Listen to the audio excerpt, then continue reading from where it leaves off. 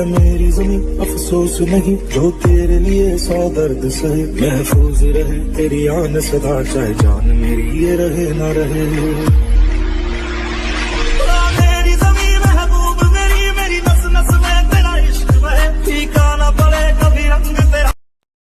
ડીસામાં પ્રજાસત્તાક દિનની અલગ અલગ જગ્યાએ ઉત્સાહભેર ઉજવણી કરવામાં આવી હતી। 26 જાન્યુઆરી 1950 ભારતના દેશમાં ઇતિહાસમાં ઘણો અગત્યનો દિવસ છે। આ દિવસે ભારત દેશનું બંધારણ અમલમાં આવ્યું હતું અને ભારત ખરા અર્થમાં સ્વતંત્ર રાષ્ટ્ર બન્યું હતું। આ દિવસે ભારત સંપૂર્ણ લોકતંત્ર બન્યું। દેશે મહાત્મા ગાંધી અને હજારો સ્વતંત્ર સેનાનીઓ જેમણે સ્વાતંત્ર્ય માટે પોતાનું સર્વસ્વ ન્યોછાવર કર્યું હતું, તેમનું સ્વતંત્ર રાષ્ટ્રનું સ્વપ્ન ફળીભૂત થયું હતું।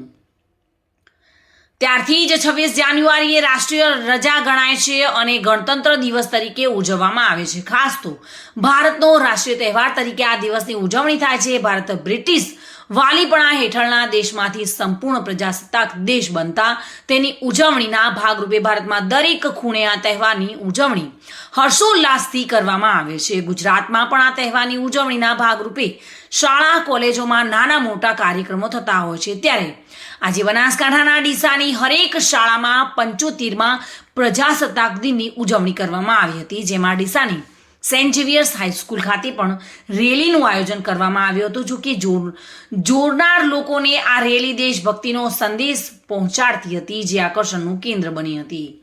શાળાના શિક્ષકો સહિત બાળકો હાજર રહ્યા હતા। એનએનએસના ભાર્ગવભાઈ અને એનસીસીના ઓફિસર ભરતસિંહ ખાડેલિયા સહિત શાળા ગણ દ્વારા સુંદર આયોજન કરવામાં આવ્યું હતું। આ ખાસ પ્રસંગે શાળાના આચાર્ય ભાદર ગ્લેસિયર્સ આ દિનનું મહત્વ સમજાયું હતું અને શું કહી રહ્યા છે તે જાણીશું। નમસ્કાર। આજે આપણા ભારત દેશ 75th એટલે 75મો રિપબ્લિક ડેની ઉજવણી કરી રહી છે।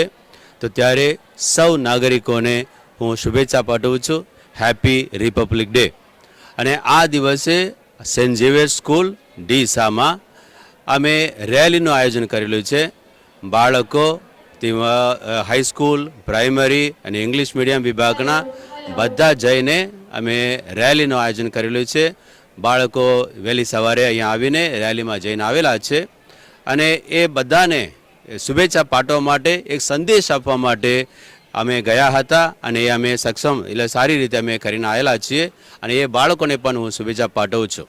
અને આ દિવસે હું શુભેચ્છા પાઠવું છું। આ ગઠબંધન દિવસ જેમ તેમ આપણે ઉજવીએ છીએ, આપણે એ દિવસે આપણા જે છેલ્લામાં છેલ્લા જે નાગરિક છે એને પણ જસ્ટિસ અને ઇક્વાલિટી મળી રહે, એ જ અમારી શુભેચ્છા છે। એ જ આ ગઠબંધનનો ઉદ્દેશ છે। બધા ઇક્વલ છે, બધા સમાન છે, એ સંદેશ આપણે ઠેર ઠેર પહોંચાડીએ, એ જ આપણો હેતુ છે। અને wish you all very happy Republic day once again. Thank you. જય ભારત।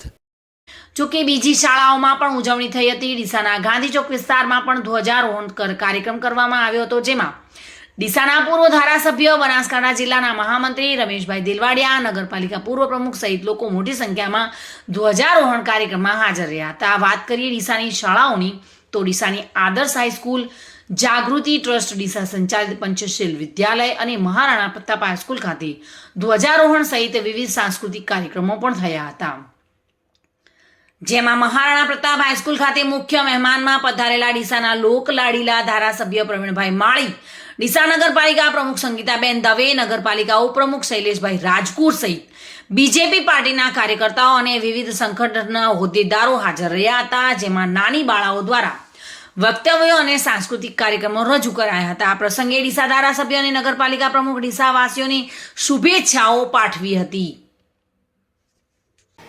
26 જાન્યુઆરી ગણતંત્ર દિવસની ડીસાના સૌ નગરજનોને, ડીસાના તાલુકાના લોકોને સૌને હું અનેક ઘણી શુભકામનાઓ પાઠવું છું।